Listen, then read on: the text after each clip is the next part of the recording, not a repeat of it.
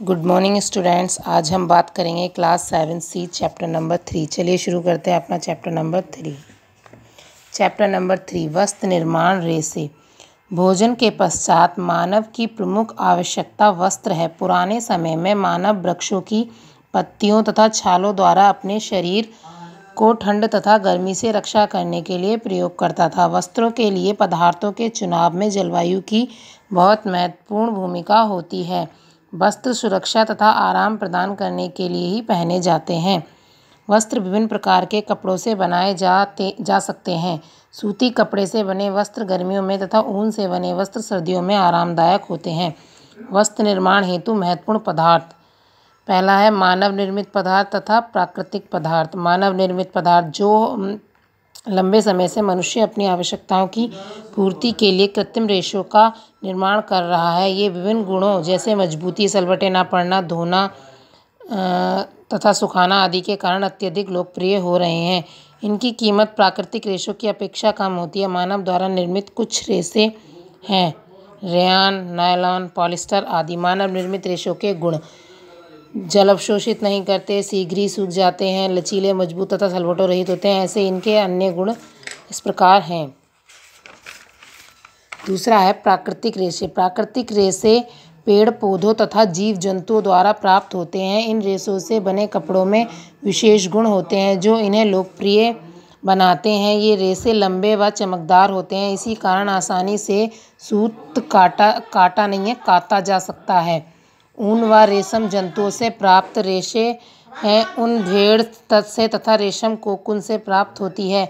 कपास एक रेशेदार पौधा है, लेकिन सभी पौधों से प्राप्त रेशों से वस्त्र नहीं बनाए जा सकते। प्राकृतिक रेशों को हम उनके प्राप्ति के आधार पर दो वर्गों में विभाजित कर सकते हैं। पहला है पेड़ पौधों से प्राप्त रेशे, दूसरा है जंतुओं से प्राप्त रेशे।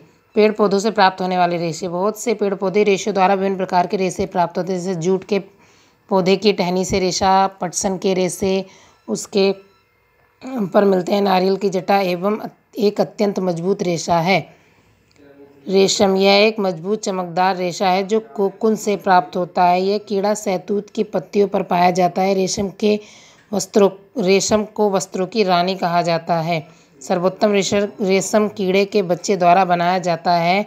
इसे बोवेक्स मोरी कहते हैं। यह एक शुद्ध सफ़ेद रंग के रेशम का निर्माण करता है।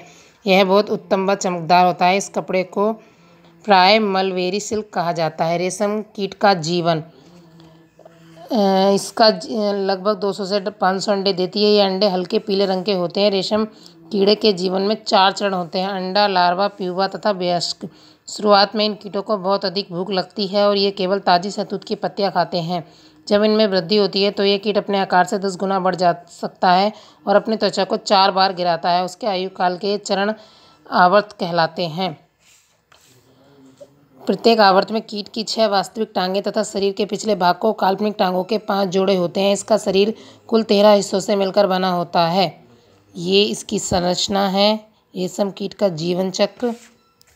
रेशम की प्रक्रिया। रेशम कीट से रेशम प्राप्त करने के लिए किसान प्यूपा की बहुत कम मात्रा को पतंगा में बदलने देते हैं। रेशम को बचाने के लिए आवरण पुटिका को तोड़कर बाहर निकलने से पहले वे दूसरे कीटों को मार देते हैं।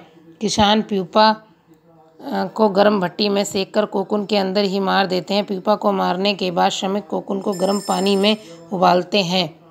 उबला हुआ पानी कोकून में उपस्थित कीटों को मारने के साथ साथ पानी में एक चिपचिपा पदार्थ भी घोल देता है जो कोकून के रेशों को उसी स्थान पर स्थिर कर देता है। इसी समय भिन्न कोकून से ऐसे रेशे निकलने लगते हैं।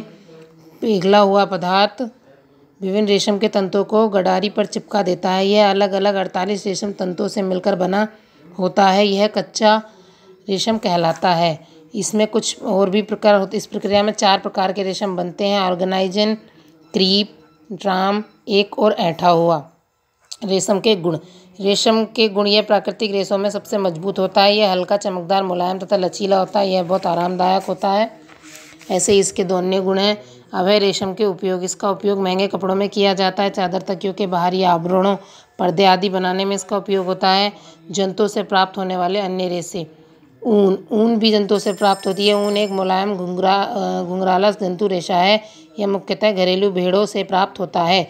ऊन का मुख्य स्रोत घरेलू भेड़ होती हैं। भेड़ की खाल एक तैलीय पदार्थ पोल्क से ढकी रहती है। इस तरह से ऊन भेड़ों से प्राप्त होती है। फिर ऊन का निर्माण होता है। ऊन निर्माण की प्रक्रिया में कई चरण होते हैं। भेड़ों की खाल से ऊनी रेशों को काटने की प्रक्रिया कताई कहलाती है।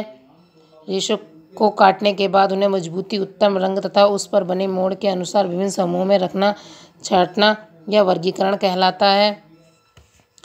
इस तरीके से ऊन प्राप्त की जाती है। अब है ऊन के गुण। यह प्राय सफ़ेद क्रीमी रंग की होती है। भूरी, काली एवं स्लेटी आदि प्राकृतिक रंगों वाली भेड़ों की कुछ प्रजातियों से प्राप्त की जाती है। इस तरीके से हमें ऊन प्राप्त होती है। ये आपके चैप्टर नंबर 3 की रीडिंग थी। Thank you.